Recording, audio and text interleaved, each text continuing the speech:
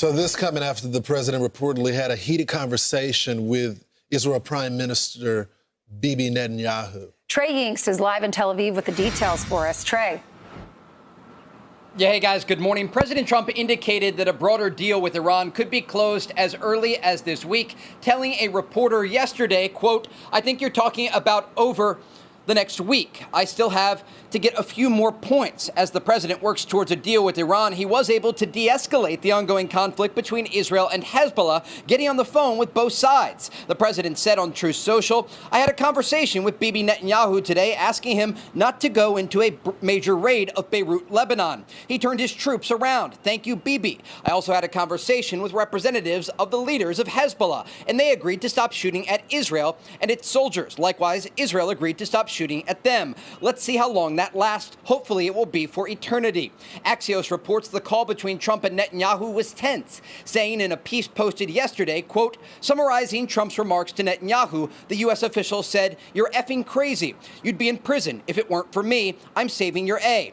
Everybody hates you now. Everybody hates Israel because of this." A second source briefed on the call said Trump was pissed and at one point yelled at Netanyahu, "What the F are you doing?" At this moment, Israeli troops remain in southern Lebanon, and overnight there were a few sirens in northern Israel from Hezbollah rocket and drone attacks, as well as a small number of Israeli strikes in Lebanon. The Iranians are watching closely the unfolding exchange of fire and words, with Iran's foreign ministry spokesperson saying this. The Iranians have a lot to say. The reality is their economy is suffering due to the ongoing U.S. naval blockade of Iranian ports. Guys? It's kind of ironic. How do you view it, Trey? It looks like Hezbollah, when their war started, they're the ones who started launching rockets in Israel. And the only reason Israel's in Lebanon is so they could get into the northern part of their country, because that's where Hezbollah was lobbing rockets into their country. If there were no rockets coming from Lebanon, Israel would be perfectly happy to let Lebanon live in peace. Don't you agree? Yeah, absolutely. And look, Hezbollah has been launching rockets and drones into Israel since October 8th of 2023, when they followed Hamas's attack into this country. The reality is that both Israel and Lebanon want to get rid of Hezbollah, but there is a pathway to do so, and the Trump administration has been working on a diplomatic solution. Secretary of State Marco Rubio, behind the scenes, has been trying to get both Israel and Lebanon at the table in Washington multiple times to come up with a framework of a normalization between the two countries that has the same goal: to disarm this Iranian proxy that exists in southern Lebanon and in the southern part of the Lebanese capital of Beirut. President Trump wants a broader framework agreed to across the region that would de-escalate the rising tension that continues to take place. And the reality is the Israelis and the Americans have a common goal, but the way to get there is a bit different. And so the days ahead will be quite tense to see what happens in Lebanon.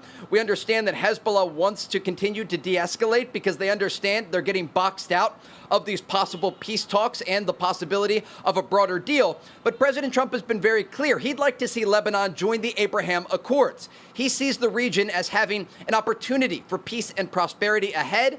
And given the fact that he hit the Iranian regime so hard during Operation Epic Fury, there's an understanding that the groundwork may have been laid to do just that. But they've had these, back and forths for a while, but it doesn't mean that their relationship is broken. This happened one time during the negotiations when it came to getting the hostages back. It happened right before the Operation of Midnight Hammer. So they have these back and forth, but that doesn't mean that their relationship is broken by any stretch of the, right? Yeah, and look, President Trump is a deal maker here, and when you're making a deal, sometimes you have to give concessions and make tough decisions. And ultimately, what the president is trying to do, primarily, is reach a deal with the Iranian regime to ensure that those in Tehran never obtain a nuclear weapon that could threaten U.S. allies like Israel or U.S. forces across the region. What's interesting as it relates to Lebanon and the back and forth that we've heard here, 2 years ago, had you had a situation where people were reporting that the Lebanese leadership wanted to create normalized ties with Israel and ultimately disarm Hezbollah, people in the region would have laughed.